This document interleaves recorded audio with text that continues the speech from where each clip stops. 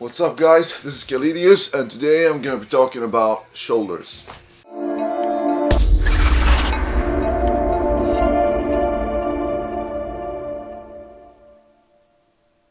How to get big shoulders, boulders, how to get balls, how to get football sized shoulders. Yes, you need to train shoulders of course, otherwise they're not going to grow. But I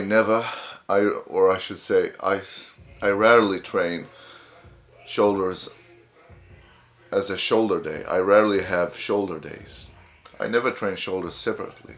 Simply, I always train shoulders in combination with other exercises.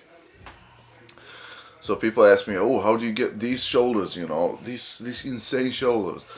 And the irony is I never train them directly. I never have, a shoulder day. I have push day and pull day. That's it. Let's just take a push day. I usually do incline. Most of my training is composed of incline, because I will also train the upper pecs, because I want to get big upper pecs. This incline movement is training a lot of your front drills, so there is no need to train the shoulders. I do not do this movement because I feel that I get a lot of problems and tissues in my rotators doing this movement. Why? Because it just feels unnatural and I get pain. I stopped doing it. I stopped doing shoulder presses. And I start training my shoulders indirectly from the incline press. And guess what? It worked 1,000 times better. I never had any issues anymore with my rotator cuffs. And I really feel a huge pump in my front delts and my side delts from the incline. So I train both my upper pecs and my front delts. Perfect. There's no need to train your front delts. Your delt is composed of 3 areas: your front, your side, and your rear. When people say how you get these big delts, they're mostly talking about the side delts and the rear delts, because these are the muscles that are going to make your delts look 3D. When I train separately my shoulders, if I ever do that, I do this on the back day as a pulling movement. I never train shoulders, seated shoulder presses. I never do that. It feels, first of all, as I said, it feels painful.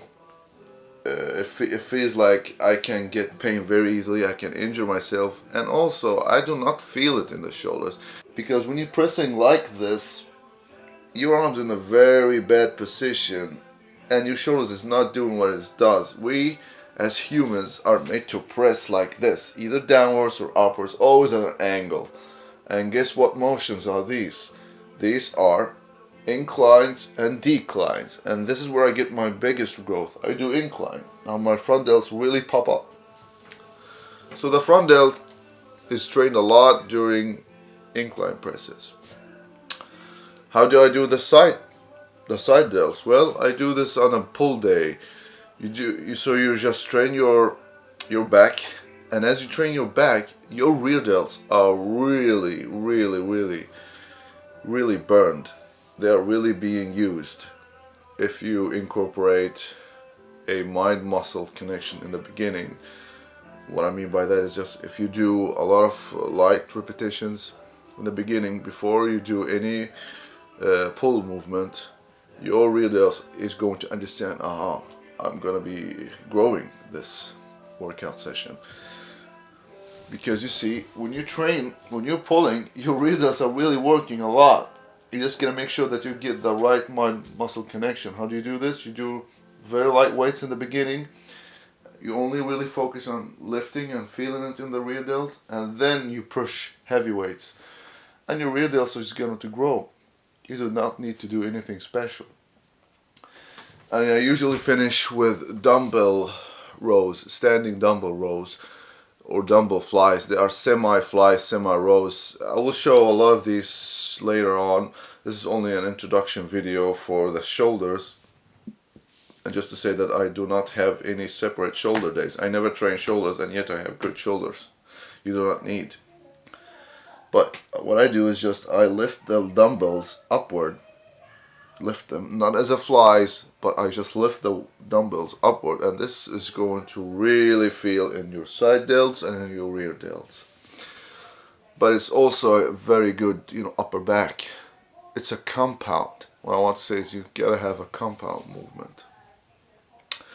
So if you want to get big shoulders, stop focusing on shoulder days. And here's why. Your shoulder is not a separate piece. No, break your shoulders into, really actually it's two parts. It's pushing or pulling. Why should you have a separate shoulder day when you can just train your front part of your shoulders on the push day, on a pick day, and your rear shoulder day on your back day? You're gonna get far better results because it's natural. It's already pumped. It's already in tension. However, if you're just gonna focus on shoulder day, okay, here's what's gonna happen. You're gonna have a pushing movement and a pulling movement on a shoulder day, and that is a complete day just for the shoulders. Where what that means is you cannot train back the day before, and you cannot train the back the day after, and you cannot train the chest the day before or the chest day after, because your chest is using a lot of delts, and you're gonna feel soreness. You're gonna feel some tingling sensation if you have a chest day.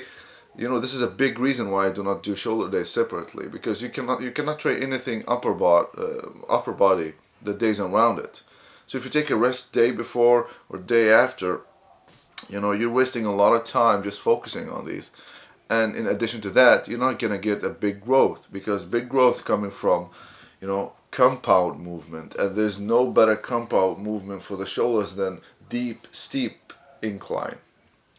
So even if you want to do shoulders, do not do standing like this. This is not gonna target your shoulders. Believe it or not, it's not. There's a huge risk that you are going to feel a small pain later on or some issues. And it's a very risky movement.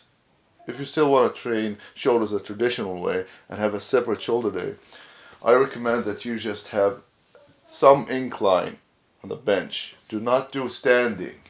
Do it on an incline. It's far more natural, far easier on the shoulder, and it's going to target them better.